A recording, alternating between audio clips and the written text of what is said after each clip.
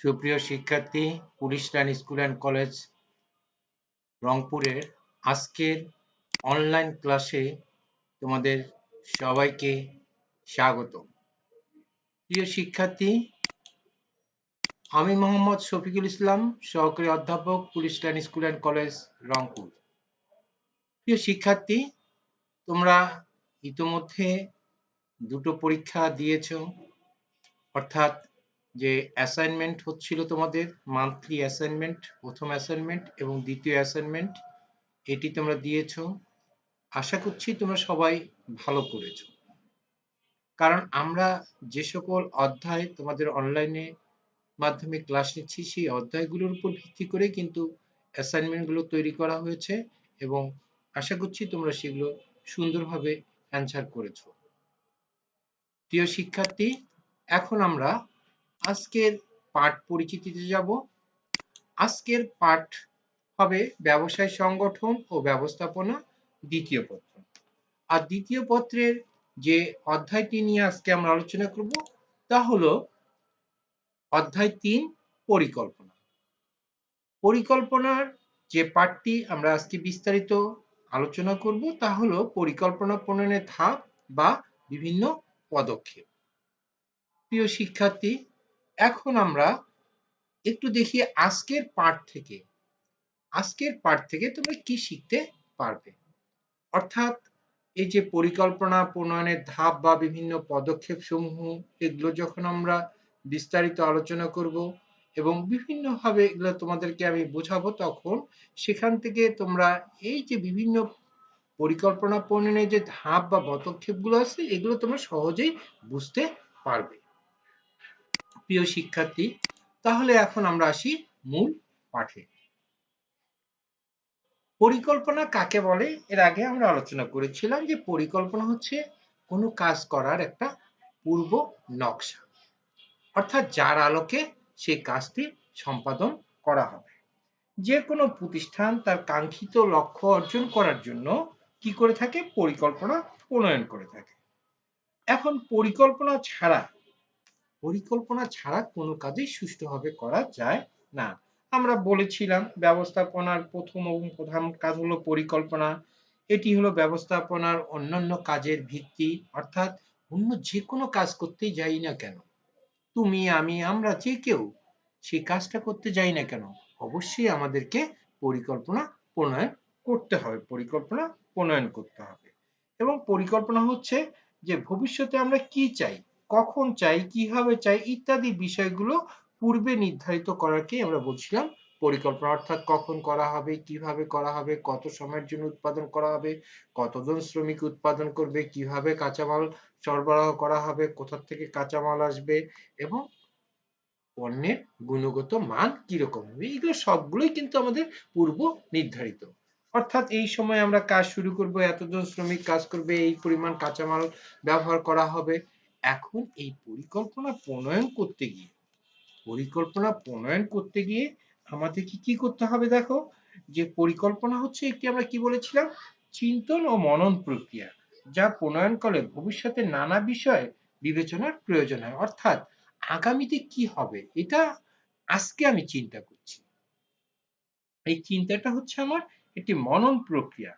এখন এখানেই এই মনন প্রক্রিয়া ভবিষ্যতে এটার উপর কিভাবে প্রভাব পড়বে, এটাই আমাকে অনেক বেশি বিবেচনায় আনতে হবে।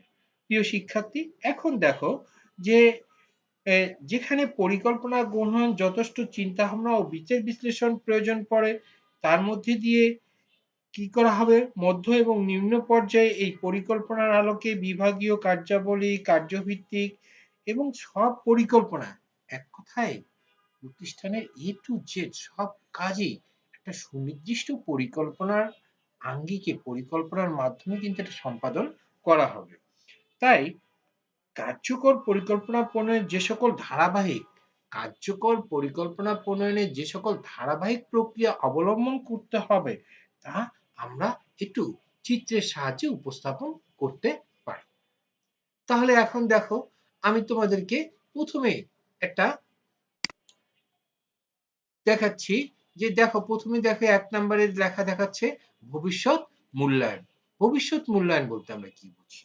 ভবিষ্যৎ মূল্যায়ন মানে কি, যে আজকে আমি যা সিদ্ধান্ত গ্রহণ করেছি সেই সিদ্ধান্তের আলোকে যে কাজটা আমি সম্পাদন করব, সেই সেই কাজটা আমার কতটা গুরুত্ব বহন করবে।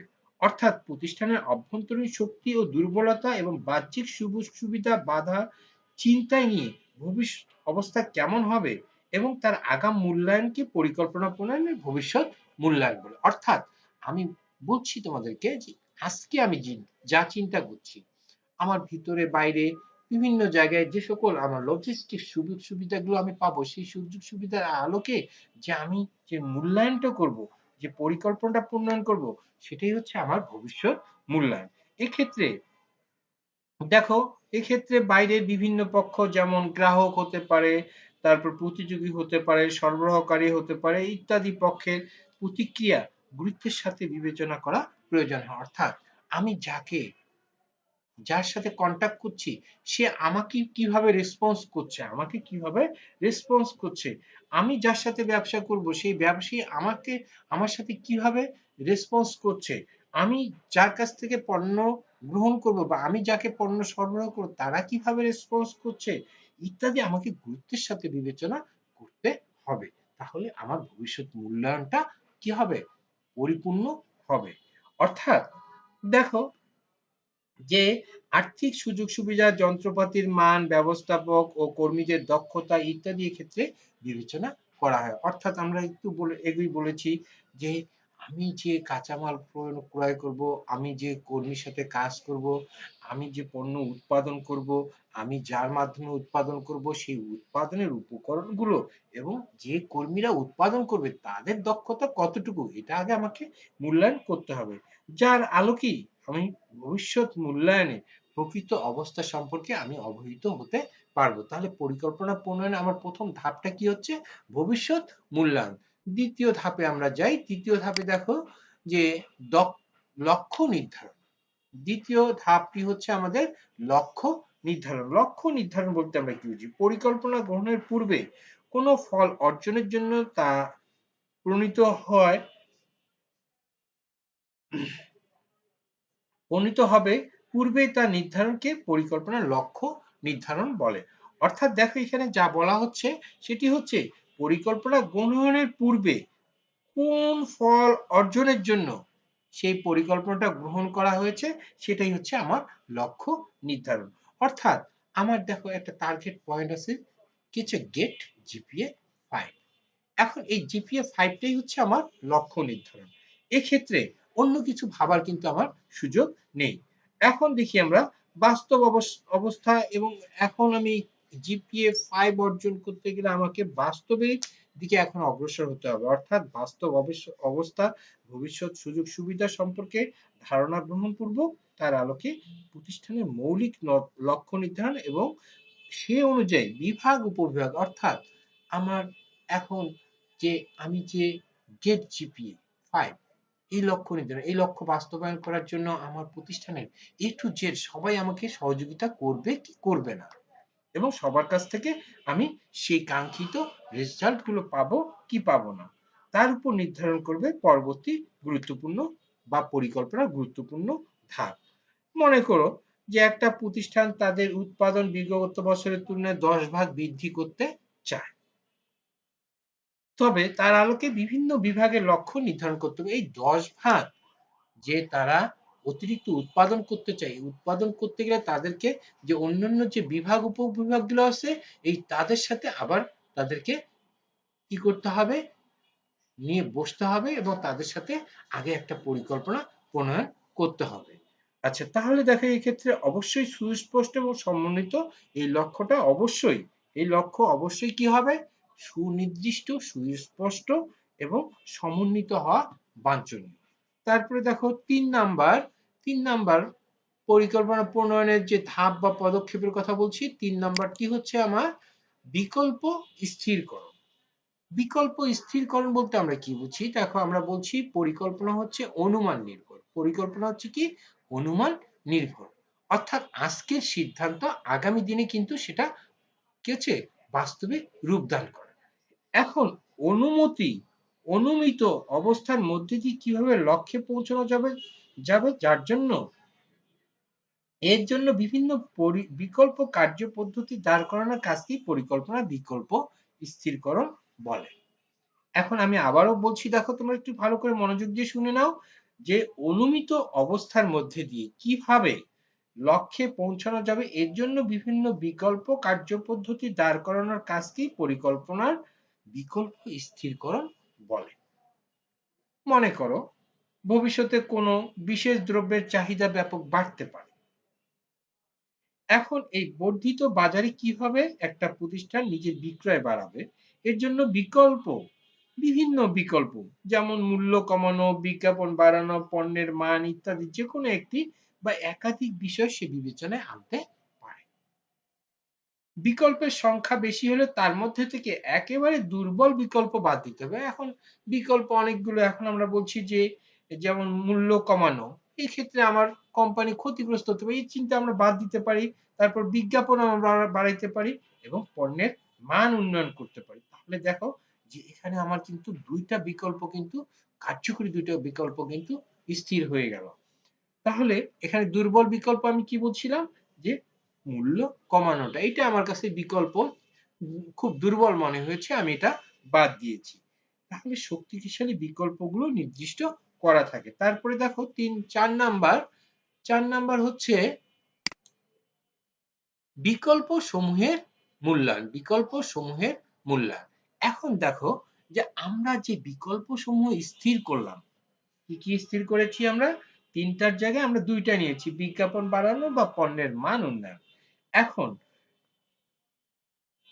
এই বিকল্প দুটোর মধ্যে এখন প্রতিটা বিকল্পের আমরা একটু ঝুঁকি দেখি, যে বা সুযোগ সুবিধাগুলো দেখি, এটা কতটুকু গ্রহণযোগ্য হতে পারে আবার কতটুকু নাও হতে পারে। এখন দেখো যে যদি আমরা বিজ্ঞাপন বাড়ানোর চেষ্টা করি, তাহলে কি হচ্ছে, মানুষকে আমরা বলতে পারছি যে আমার পণ্যের গুণগত মান এরকম হয়েছে, বা কি হচ্ছে যদি মানের কথা বলা হয় যে আগে এই স্ট্যান্ডার্ড ছিল এখন এই স্ট্যান্ডার্ড করা হয়েছে, তাহলে এগুলো আমি এখন বিকল্প সমূহ যদি মূল্যায়ন করার পর আমি যদি একসাথে দুইটা বিকল্প একেবারে গ্রহণ করে নিই এবং এটা এক জায়গায় নিয়ে আসি, তাহলে কিন্তু দেখো যে আমি বলছি যে আমার পণ্যের যে আগের মান ছিল তার চাইতে এখনকার মান অনেক বেশি ডেভেলপ করা হয়েছে। প্রিয় শিক্ষার্থী, তোমরা একটু লক্ষ্য করো যে এখন এটা আমি কাকে জানাবো, এটা তো জানানো দরকার আছে যে আমি পণ্যের যে গুণগত মানটা ডেভেলপ করেছি, এটা আমি জানাবো কাকে, যারা আমার ক্রেতা আছে বা ভোক্তা আছে। এখন তাদেরকে জানাতে গেলে আমাকে কি করতে হবে, বিজ্ঞাপনের সাহায্য আমাকে গ্রহণ করতে হবে, বিজ্ঞাপনের সাহায্য গ্রহণ করতে হবে। এক্ষেত্রে দেখো বিকল্প সমূহ অনুমিত অবস্থা এবং লক্ষ্যের আলোকে বিবেচনা করতে হবে। এখন তাহলে আমাকে এই দুইটার মধ্যে কোনটা আগে গ্রহণ করতে হবে, এটা অনুমিত, অর্থাৎ আমরা বলছি যে অনুমান নির্ভর। তারপরে দেখো সাধারণ বিচারে কোন বিকল্প সর্বোত্তম মানের হলো প্রাতিষ্ঠানিক বিভিন্ন বিবেচনায় ওই বিকল্প আবার গ্রহণযোগ্য নাও হতে পারে। এখন দেখা গেল যে কি করা হবে, পণ্যের মান উন্নয়ন করা হবে বা পণ্যের বিজ্ঞাপন বাড়ানো হবে। এখন এই ক্ষেত্রে যে বিজ্ঞাপন বাড়ানোর ফলে কোম্পানি মনে করলো যে বিক্রয় বৃদ্ধি পাবে, কিন্তু এটা তার কাছে সর্বোত্তম গ্রহণযোগ্য হতে পারে। আবার সর্বোত্তম গ্রহণযোগ্য হলেই যে সে সেটা গ্রহণ করবে তা কিন্তু না, কারণ সে চিন্তা করবে যে এটা করতে গিয়ে যদি আমার ব্যয় বৃদ্ধি পায় তাহলে এটা আমাকে করা যাবে না। প্রয়োজনে প্রতিটা বিকল্পকে এক একটি প্রজেক্ট হিসেবে বিবেচনা করে তাতে সম্ভাব্য ব্যয়, সম্ভাব্য সুবিধা অসুবিধা পৃথকভাবে বিবেচনা সে করতে পারে। অর্থাৎ প্রতিটা বিকল্প আলাদা আলাদা প্রজেক্ট নিয়ে সেটা সে গবেষণা করতে পারে এবং সেটা সে মূল্যায়ন করতে পারে। মূল্যায়ন করতে গেলে তার কি হতে পারে, যে সে ব্যয় ধরবে, বিজ্ঞাপন খরচ ধরবে, বা কি আছে যে এই যে পণ্যের ডেভেলপ করতে গেলে তার কত টাকা ব্যয় হতে পারে, কিভাবে ব্যয় হতে পারে, এখান থেকে সে কি ধরনের সুবিধা পাবে, কি ধরনের তার অসুবিধাগুলোর সম্মুখীন হতে পারে, এইগুলো সে পরে মূল্যায়ন করতে পারে এবং সেখান থেকে সে বিকল্প গ্রহণ করতে পারে। তারপরে দেখো 5 নাম্বার সেটি হচ্ছে সর্বোত্তম বিকল্প গ্রহণ। এখন সর্বোত্তম বিকল্প গ্রহণ বলতে আমরা কি বুঝি, দেখো বিকল্প সমূহ মূল্যায়নের পর আমরা কি করলাম, মূল্যায়ন করলাম, কি হয়, প্রকল্পের মাধ্যমে মূল্যায়ন করলাম। এখন মূল্যায়ন করার পরে প্রতিষ্ঠানের বাস্তবতার আলোকে কার্যকর বিকল্পটি খুঁজে বের করাকেই সর্বোত্তম বিকল্প বলে গ্রহণ করা হয়। এখন আমি বিকল্প সমূহ মূল্যায়ন করার পর আমি একটি বিকল্প পেয়েছি, প্রজেক্ট করেছি, তার মধ্যে দেখলাম যে না, এটা যদি আমি গ্রহণ করি, আমার ৩টা ছিল, এই ৩টার মধ্যে আমি ২টা তো প্রথমে বাদ দিয়েছিলাম, একটা বাদ দিয়েছিলাম, পরে ২টা ছিল। এই ২টা মূল্যায়ন করে দেখলাম যে না, ক প্রজেক্টে খরচ কম, খ প্রজেক্টে খরচ বেশি। এখন এই ক প্রজেক্টটা আমি গ্রহণ করব কি করব না, এটা এখন আমার কিভাবে মূল্যায়ন করব, যে বিকল্প সমূহ মূল্যায়নের পর প্রতিষ্ঠানের বাস্তবতার আলোকে কার্যকর বিকল্পটি খুঁজে বের করাকেই সর্বোত্তম বিকল্প বলা হচ্ছে। এখন দেখো, ঢাকা থেকে আমরা ধরে নাও, আমরা ঢাকা থেকে চট্টগ্রাম যাব বা রংপুর থেকে ঢাকা যাব। এখন দেখো, একাধিক বিকল্প আছে না? আমরা রংপুর থেকে ঢাকায় কিসে যেতে পারি? বাসে যেতে পারি। রংপুর থেকে ঢাকা ট্রেনে যেতে পারি। রংপুর থেকে ঢাকা আমরা বিমানেও যেতে পারি। এখন একাধিক আমাদের বিকল্প পথ আছে। এখন কোন ব্যক্তি কোন পথে যাবে তা তার প্রয়োজন, সময় এবং বাস্তব অবস্থার আলোকে নির্ধারণ করতে হবে। এখন যদি সে মনে করে যে ট্রেনে যাওয়াটা অনেক সময়ের ব্যাপার, হ্যাঁ, তাকে 12 থেকে 14 ঘন্টা ট্রেনে থাকতে হতে পারে। আবার সে যদি মনে করে বাসে, এই ঘন কুয়াশার দিন বাসে আমার যাওয়াটা সম্ভব হবে না, এত রাত্রে এত ঘন কুয়াশায় যে কোনো সময় একটা দুর্ঘটনা ঘটতে পারে। আবার সে মনে করতে পারে যে আমার যেহেতু কাজটা খুব দ্রুত সময়ের মধ্যে যাওয়া উচিত এবং দ্রুত সময়ের মধ্যে ফিরে আসা উচিত, সেক্ষেত্রে সে মনে করতে পারে সে তার জন্য বিমানটাই তার কাছে সর্বোত্তম বিকল্প হিসেবে গৃহীত হতে পারে। এখন দেখো যে এখানে তার কি হয়েছে, সময় কম লাগছে কিন্তু অর্থের অপচয়টা কিন্তু বেশি হবে, অর্থের অপচয়টা কিন্তু বেশি হবে। আবার দেখো যে অনেক কোম্পানি মনে করে যে বিজ্ঞাপন না বাড়িয়ে মধ্যস্থ ব্যবসায়ীদের মধ্যে যদি কমিশন দেয়া হয়, তাহলে কি হচ্ছে, বিক্রয় বিক্রয় বেশি হবে এবং প্রতিষ্ঠানটি লাভজনক হতে পারে। বাছাইকৃত বিকল্পটি কার্যকরী।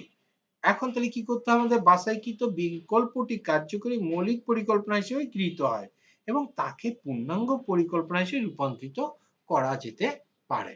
এখন তাহলে আমার কাছে মনে হবে, তোমাদের কাছে এটাই মনে হবে যে তোমার কাছে যেটা সর্বোত্তম বলে বিবেচিত হবে বা প্রতিষ্ঠানের কাছে যেটা সর্বোত্তম বিবেচিত হবে, তিনি সেটাই গ্রহণ করবেন এবং সেই আলোকে তার কার্যাবলী সম্পাদন করবেন।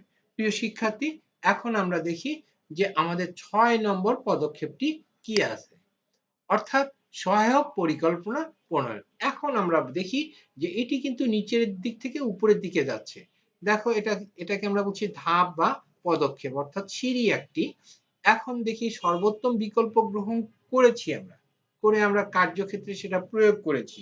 এখন প্রয়োগ করার পর সেটা বাস্তবায়ন করতে গিয়ে আমরা অনেক জটিল সমস্যার সম্মুখীন অনেক সময় হতেও পারি।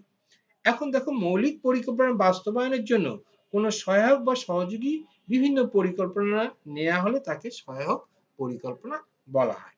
এখন মূল পরিকল্পনা আমরা গ্রহণ করছি, এখন মূল পরিকল্পনা বাস্তবায়ন করতে গেলে আনুষঙ্গিক অন্যান্য অনেক পরিকল্পনা আমাকে প্রণয়ন করতে হবে, এটাকে আমরা বলছি সহায়ক পরিকল্পনা। এখন দেখো যে আমরা বলছি যে একটি বিমান কোম্পানি কয়েকটা নতুন বিমান পরিকল্পনা নিয়েছে। তোমরা এটা একটু বইও পাবে, একটু বই থেকেও তোমরা দেখে নিবে যে একটা বিমান কোম্পানি কয়েকটা নতুন বিমান ক্রয়ের পরিকল্পনা গ্রহণ করেছে। এখন এই পরিকল্পনা বাস্তবায়ন কতগুলো সহায়ক পরিকল্পনা নিতে হবে, যেমন তাদেরকে ক্রু সংগ্রহ করতে হবে, তাদেরকে প্রশিক্ষণ দিতে হবে, মেরামত ও রক্ষণাবেক্ষণ সুবিধা ইত্যাদি সৃষ্টি করতে হবে। অর্থাৎ সার্বিক কাজগুলো, অর্থাৎ একটি বিমানকে পরিপূর্ণ সচল রাখার জন্য অন্যান্য যে কাজগুলো আছে সেই কাজগুলো তাকে আলাদা একটা পরিকল্পনার আওতায় নিয়ে আসতে হবে এবং সেটা তাকে প্রণয়ন করতে হবে। এটাই হচ্ছে তার সহায়ক পরিকল্পনা। প্রিয় শিক্ষার্থী, তাহলে এই যে পরিকল্পনা প্রণয়নের যে ৬টি ধাপ আছে, এই ৬টি ধাপ থেকে কিন্তু তোমাদের সৃজনশীল কোশ্চেন হতে পারে, যে dash dash company limited company তারা এই কাজ করেছিল, এভাবে তারা একটি পরিকল্পনা প্রণয়ন করেছিল, কিন্তু পরিকল্পনা বাস্তবায়ন করার সময় তারা এই সমস্যার সম্মুখীন হয়। অর্থাৎ এখানে কোন বিকল্প সমূহ তারা মূল্যায়ন করেনি বা সর্বোত্তম বিকল্পটি তারা গ্রহণ করেছিল এরকম, যে হ্যাঁ গ্রহণ করেছিল বা হ্যাঁ গ্রহণ না তারা গ্রহণ করেনি, এভাবে কিন্তু কোশ্চেন সেট হতে পারে।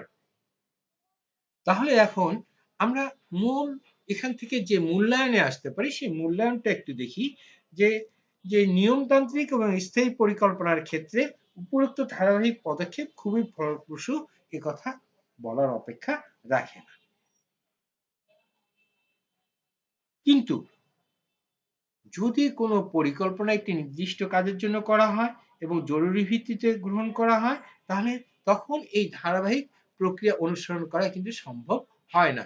কোথায় সেটা সম্ভব হবে? যদি আমরা একটি কোম্পানির দীর্ঘমেয়াদী পরিকল্পনা প্রণয়ন করি, তখন কিন্তু আমাদের এই 6টি পদক্ষেপ অবশ্যই গ্রহণ করা যেতে পারে। কিন্তু যখন আমি একটি নির্দিষ্ট কাজ বাস্তবায়ন করার জন্য একটি নির্দিষ্ট স্বল্প সময়ের জন্য একটি কাজ করব বা একটি পরিকল্পনা একবারে আমি ব্যবহার করব, সেই কাজ করার ক্ষেত্রে কিন্তু আমার এই পদক্ষেপ গ্রহণ অনুসরণ নাও করা যেতে পারে।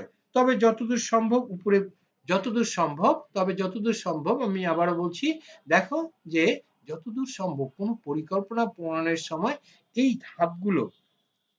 ধাপগুলো যদি অনুসরণ করে কোনো প্রতিষ্ঠান, তাহলে সে সহজেই কিন্তু তার প্রাতিষ্ঠানিক লক্ষ্য অর্জন করতে সক্ষম হবে। প্রিয় শিক্ষার্থী, তাহলে পরিকল্পনা প্রণয়নের যে বিভিন্ন পদক্ষেপ, অর্থাৎ আমরা 6টি পদক্ষেপের কথা বলেছি, সেই 6টি পদক্ষেপ তোমাদেরকে কিন্তু বিস্তারিত আমি আলোচনা করলাম। এখন তোমরা এখান থেকে যা শুনেছো বা শুনে নিয়েছো সেটা এবং বই থেকে তোমরা আবার নিজেরা একটু ভালো করে পড়ে নিবা, তাহলে দেখবা যে খুব সহজেই কিন্তু হয়ে যাচ্ছে তোমার পড়াগুলো বা লেসনগুলো তুমি সহজে কিন্তু বুঝতে পারছো। এখন যদি তুমি এটা শোনার পর আর যদি এটা না পড়ো, তাহলে কিন্তু তুমি কিছুই বুঝতে পারবে না। এবং এখান থেকে যদি তোমার মান্থলি অ্যাসাইনমেন্ট বলি, মান্থলি টেস্ট বলি বা অন্য যে কোনো যখন পরীক্ষা বা মূল্যায়ন হবে, তখন কিন্তু তুমি কিন্তু এখান থেকে যদি কোনো কোশ্চেন হয়, তুমি কিন্তু অ্যান্সার করতে পারবে না। প্রিয় শিক্ষার্থী, তাহলে এখন আমরা আজকের এই পাঠ থেকে কি বাড়ির কাজ পাবো? আমরা সহজে কিন্তু বলতে পারি যে পরিকল্পনা প্রণয়নে বিভিন্ন ধাপ বা পদক্ষেপ সমূহ বিশ্লেষণ করো। অর্থাৎ আমরা বলছি যে এই যে 6টি ধাপ আছে, এই 6টি ধাপ যদি তোমরা ভালো করে পড়ে রাখো, তাহলে আমার বিশ্বাস তোমরা এগুলো থেকে যে কোনো ধরনের, সেটা এমসিকিউ হোক আর সৃজনশীল কোশ্চেন হোক, তোমরা সহজে কিন্তু অ্যান্সার করতে পারবে। প্রিয় শিক্ষার্থী, এখন আমরা আগামী ক্লাসে যাই। আগামী ক্লাসে আমরা যা নিয়ে আলোচনা করব তা হচ্ছে পরিকল্পনা প্রণয়নের বিবেচ্য বিষয়, অর্থাৎ পরিকল্পনা প্রণয়ন করার সময় কি কি বিষয় আমাদেরকে বিবেচনা করতে হবে। অর্থাৎ একটি কার্যকর পরিকল্পনা প্রণয়ন করার সময় যে বিষয়গুলো যারা পরিকল্পনা প্রণয়ন করে তাদের মাথায় সেই বিষয়গুলো অবশ্যই রাখা উচিত। যদি তারা সেই বিষয়গুলো পরিকল্পনা প্রণয়নের সময় বিবেচনা না করে, তাহলে কিন্তু সেই পরিকল্পনা তারা কখনোই বাস্তবায়ন করতে পারবে না। প্রিয় শিক্ষার্থী, তোমাদের সবাইকে অনেক অনেক ধন্যবাদ জানিয়ে আজকের ক্লাস এখানেই শেষ করছি। আবার দেখা হবে। সে পর্যন্ত তোমরা সবাই ভালো থাকো, সুন্দর থাকো, সুস্থ থাকো। আল্লাহ হাফেজ।